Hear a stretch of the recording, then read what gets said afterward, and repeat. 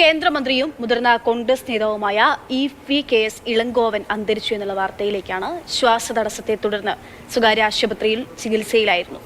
ഈറോഡ് ഈസ്റ്റിൽ നിന്നുള്ള നിയമസഭാംഗമാണ് KB ശ്രീധരനാണ് വിവരങ്ങൾ നൽകാനായിട്ടുള്ളത്. ശ്രീധരൻ, അദ്ദേഹം കുറച്ചധികം ദിവസങ്ങളിലായി ചികിത്സയിലായിരുന്നു ഉണ്ടായിരുന്നത്. കോൺഗ്രസിന്റെ മുതിർന്ന നേതാവ് കൂടിയാണ്.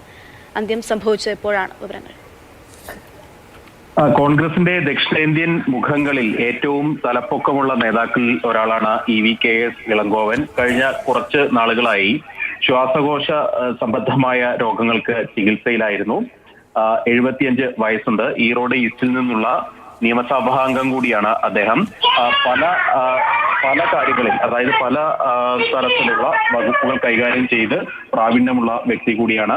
ഏറ്റവും പ്രധാനം, മൻമോഹൻ സിംഗ് സർക്കാരിൽ ടെക്സ്റ്റൈൽസ് വകുപ്പ് മന്ത്രിയായിരുന്നു. അടുത്തിടെ 2023 നടന്ന ഉപതെരഞ്ഞെടുപ്പിലൂടെയാണ് വീണ്ടും തമിഴ്നാട്ടിൽ MLA ആയത്.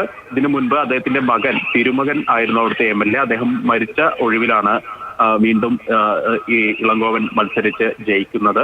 അതായത് ഒരു നിയമസഭാ തെരഞ്ഞെടുപ്പിന്റെ കാലയളവിൽ 2 തവണ നിയമസഭാ ഉപതെരഞ്ഞെടുപ്പ് അവിടെ നടന്നു എന്നുള്ള ഒരു ദുഃഖകരമായിട്ടുള്ള ഒരു കാര്യം കൂടിയുണ്ട്. ഏതായാലും അദ്ദേഹത്തിന്റെ ഏറ്റവും പ്രധാനം ഉള്ള ഒരു കാര്യം, ആരെയും കൂസാതെ സംസാരിക്കുന്ന, പ്രതികരണം നടത്തുന്ന, അതുപോലെ തന്നെ തീപ്പൊരി പ്രസംഗങ്ങൾക്ക് പേരുകേട്ട ഒരു നേതാവ് കൂടിയാണ് ഈ EVKS ഇളങ്കോവൻ എന്നുള്ളത്.